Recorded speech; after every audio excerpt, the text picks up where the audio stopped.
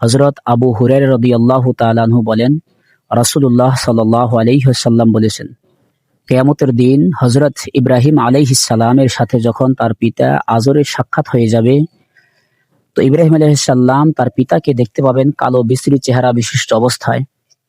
তো ইব্রাহিম আলাইহিস সালাম তার পিতাকে বলবেন যে, আমি কি তোমাকে দুনিয়াতে বলিনি যে আল্লাহ তাআলাকে মানো, আল্লাহ তাআলাকে বিশ্বাস করো, কিন্তু তুমি আমার কোনো কথাই শোনোনি। তখন ইব্রাহিম আলাইহিস সালামের পিতা আজর বলবে, আজ আমি তোমার কোনো কথাকে অমান্য করব না।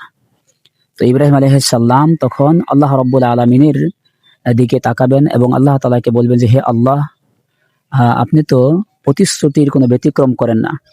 আপনি তো বলছেন যে আমাকে আপনি কিয়ামতের দিন লজ্জা দিবেন না, অপমান করবেন না, লাঞ্ছিত করবেন না।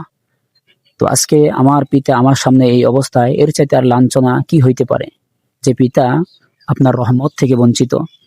আল্লাহ পাক রব্বুল আলামিন ইব্রাহিম আলাইহিস সালামকে বলবেন যে, দেখো ইব্রাহিম, কোনো কাফেরের জন্য আল্লাহ তাআলার জান্নাত নয়। অর্থাৎ আল্লাহ পাক রব্বুল আলামিন কোনো কাফেরকে ক্ষমা করবেন না, কোনো কাফেরকে জান্নাত দিবেন না।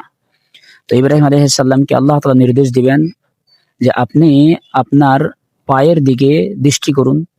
ইব্রাহিম আলাইহিস সালাম যখন তার উভয় পায়ের দিকে দৃষ্টি করবেন, তখন দেখবেন যে সামনের দিকে তাকিয়ে দেখবেন যে কাদা গোবরে লন্ডভন্ড একটি শৃগাল আকৃতির পশু, যার 4 পায়ে ধরে জাহান্নামে নিক্ষেপ করা হবে।